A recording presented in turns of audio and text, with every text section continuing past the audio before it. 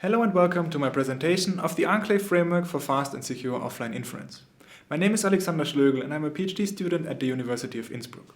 The eNNclave project and paper are joint work with my supervisor Rainer Böhme. Let's jump straight in and start looking at the confidentiality dilemma of outsourced machine learning or ML as a service. In ML as a service, the party that trains a model and owns its parameters is different from the one who owns the test data and wants to make inference. We refer to these parties as model and data owner. To actually make inferences, model and data must meet in the same place. The problem then is that neither party wants to share their respective property. The model owner doesn't want to share their model, as for them it's a source of income. On the other hand, the data owner doesn't want to hand over their data, as it may be the source of their own competitive advantage. There are also cases where they mustn't share the data due to laws or contracts. The simplest solution for the model owner is to simply ask for the data. Due to a lack of options, the data owner often has to agree and entrusts the model owner with the data. The only insurance against misuse in this scenario is the contract between the two parties. Because this scenario is so common practice, methods to protect the data have been well studied. Proposals for remedies can be categorized along three principles: homomorphic encryption-based methods, multi-party computation schemes, and the use of trusted processors. With all three approaches, the model owner can calculate the inference without knowing the input or output, but they also all have their downsides. The downside of the first two approaches is the massively increased response time. So, while the data is secure, both parties have to accept the greatly increased response time and execution costs. Using trusted processors works well for smaller models, but their memory constraints make them unsuitable for larger models. Instead of gigabytes, trusted processors can often only utilize in the order of 100 megabytes of memory. For IoT devices, this can be reduced even to tens of megabytes. Modern large models with billions of parameters simply don't fit in that memory. Instead of protecting the data on the model owner's servers, we try to protect the model on the data owner's infrastructure using trusted processors. To this end, we leverage trusted processors to turn the model into a black box. However, instead of blackboxing the entire model or individual layers, we try to identify the critical parts of the model parameters and protect those. To identify the critical parts, let's examine this oversimplification of an ML model. It has been observed that for transfer learning using convolutional neural networks, or CNNs, the convolutional layers at the start of the network form general feature extractors. These can be applied to different tasks and to some extent even across domains. When one of the many publicly available feature extractors is used for retraining, the parameters for the convolutional layers don't seem to change much. The task-specific information accumulates in the dense parts at the end of the network to form a specialized classifier. Our idea is the following. We start from a pre-trained feature extractor and freeze its parameters completely during training. The largest part of the model then doesn't contain confidential information and can be shared without risk. Blackboxing the classifier part of the network is then enough to protect all sensitive parameters. With our proposed approach, the model can be shared without risk. Inference can then happen on the data owner side, also eliminating risks to the test data. And finally, because most of the inference happens on an unencrypted model, response times are still low. Before we talk about the security aspects of eNNclave, let's specify what the parties know and don't know. The model owner has access to the labeled training data, x and y to the n, trains the model h, and owns the model parameters data. The data owner observes or collects the test data x prime and wants to know the resulting classification output y hat prime. We then consider two different attackers. The first one is a malicious data owner who wants to either extract information about the training data or about the model parameters data. For this, it's important to keep in mind that theta implicitly contains information about the training data. For a motivating use case, think of on-client face recognition using ML models. The training set for such a use case contains sensitive personal data and leakages can be costly. The second attacker is a malicious model owner who wants to steal the test data x prime. As an example, think of email security programs using ML to detect phishing. Sending your company emails to some overseas security company doesn't sound very enticing now, does it? We protect against the first attacker by turning the sensitive parts of the model into a black box. Protection against the second attacker comes sort of for free, as the test data x prime never leaves the data owner's premises in the first place. With both attackers in mind, monetization can still happen just like before without compromising security. This is a visualization of the information flow required for inference. The first part verifies that the data owner is running an unmodified black box or eNNclave, EFH, in their trusted processor. Once that fact is established, the server can send the sensitive parameters encrypted with the public key of the trusted processor. The infrastructure for verifying this is established by the vendor. Through this standardized remote attestation and secret provisioning process, the model owner only needs to trust the security of the trusted processor and the integrity of its vendor. Note that the test data X' is never sent to the model owner. Thus, we protect the test data for free. It is fairly easy to see that freezing the parameters of the feature extractor during transfer learning keeps them independent of our concrete test data. But how much does that affect the accuracy of the resulting model? We set up a series of experiments to answer this question. For two common domains, image and text classification, we set up a transfer learning scenario. Using a pre-trained feature extractor, we transfer to a different dataset with a drastically smaller number of samples. We first perform an initial training to stabilize the weights of the classifier somewhat. The feature extractor parameters are frozen for this process, which is common practice in transfer learning. From this checkpoint, we go in two directions. First, we refine the parameters of the model with the feature extractor weights still frozen. Then, we perform the same refinement training with all weights unfrozen and changing, noting the accuracy difference. Looking at the results, we see that there is a difference, as expected. However, at least in these experiments, the accuracy difference is not substantial. Both parameter sets for the feature extractor show an accuracy difference under 3%.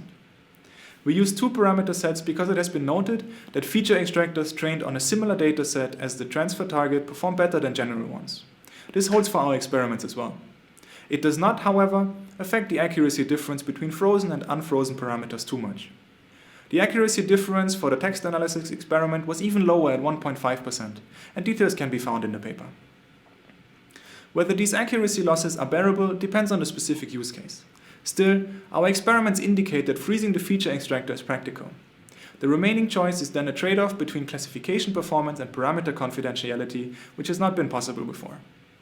Our goal is not to present a showcase of one ML application ported to trusted processors for improved performance. Instead, we want to provide a foundational framework for the automatic generation of partial black boxes for any ML model. We want to enable developers to easily black box the sensitive parts of their model and provision them on the client without the need to learn how to program trusted processors. The current state is a proof of concept using relatively simple measures. With our framework, we take a feed-forward network and cut off some layers, starting from the last layer. C++ code that computes the forward pass of these last layers is then generated and compiled into an eNNclave for the trusted processor. Any layers that have not been replaced are still computed in the ML framework normally. Between the ML framework and the trusted eNNclave is an interoperability layer, bridging the gap between the two execution environments and programming languages. In our experiments, the ML framework is TensorFlow and the trusted processor implementation is Intel's SGX. Due to the modularity of the eNNclave framework, it's relatively easy to add compatibility with new ML frameworks and trusted processor implementations. While we could try and generate a binary eNNclave directly, that would make us dependent on the specific trusted processor implementation and its version. Instead, we generate source code that is later compiled into the eNNclave. This enables us to reuse the generated code for multiple trusted processor implementations. All current trusted processor implementations support C++, making it a great candidate for our generated code. The code we generate is very similar to the modern ML model creation workflow.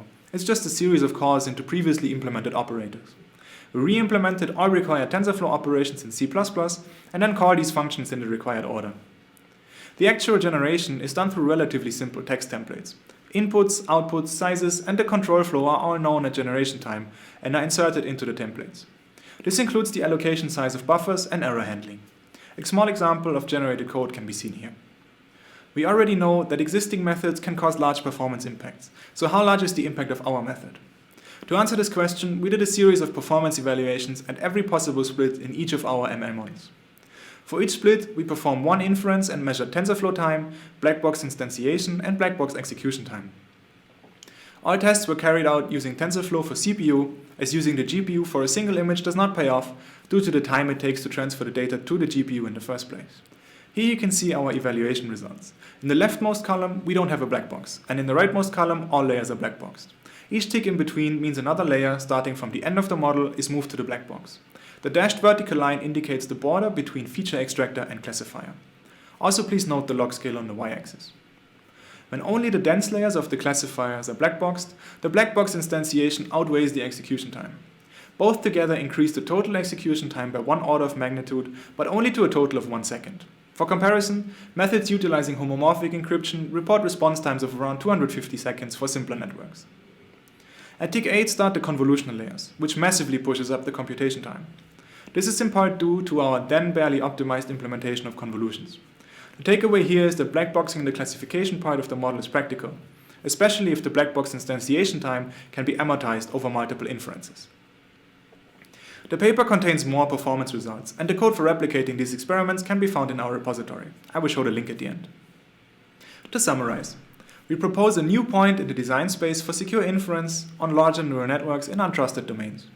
The configurable split allows us to balance inference time and parameter confidentiality, and using known phenomena from transfer learning allows us to completely isolate the sensitive parameters. Data owners also profit from this approach, as they are no longer required to hand over their test data to the potentially malicious model owners. Model and data owners can thus engage in ML as a service relations without any trust assumptions about each other. The trust assumptions, as well as justified concerns we inherit from the use of trusted processors, are shared by all other applications utilizing this feature. Our framework is also only loosely coupled to a specific trusted processor implementation and can quickly be adapted should a more mature implementation than Intel SGX arise. The foundational nature of our project also suggests several promising avenues of future research. So far, we only blackbox the final layers of a network. An extension to the central layers of autoencoders, possibly including the latent representation, could also be valuable. Aside from encryption, trusted processors can also be leveraged to authenticate the execution of a specific model. This can help increase trust in ML results when model verification frameworks start to arise. Looking at the bigger picture, our approach to split deep networks automatically can also enable ML computation on untrustworthy nodes for cloud, edge, and IoT fog computation. Small IoT devices sometimes only have tens of megabytes available in their trusted processors. By optimizing our memory footprint even further, we want to enable computing large modules on such architectures. The same techniques can still be applied even without trusted processors and if confidentiality is not an issue. The long-term goal is to build a framework that can automatically move parts of the execution to trusted processors, similar to the way OpenMP treats parallelization. ML models are a great target for first steps, as their control flow is largely stable and all input and output sizes are known. At the same time, they are complex enough to provide an interesting target that goes beyond simple toy examples. What I do not want to blackbox is the work on eNNclave. If you like this presentation and are interested in the project, I would recommend reading the paper. For those who are more interested in the code, check out the repository for the framework and our experiments. If you have any suggestions, feedback, or even a contribution, don't hesitate to create an issue or a pull request. If you have any questions or would like to collaborate on a future project, please also feel free to get in touch with me via email or through my page on our research group's website. Thank you for listening.